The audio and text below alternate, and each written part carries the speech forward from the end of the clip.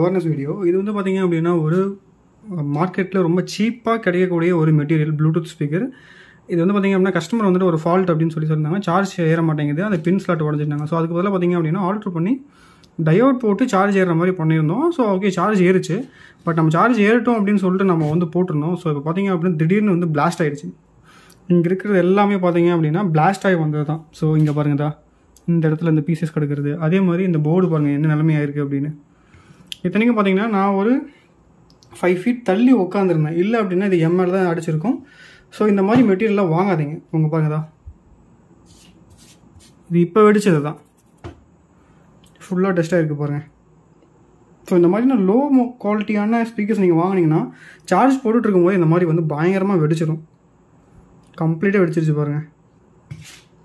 இங்கே உள்ளே பார்த்தீங்களா, இந்த மாதிரி பிளாஸ்ட் ஆகிடுது. ஸோ பார்த்து யூஸ் பண்ணுங்கள்.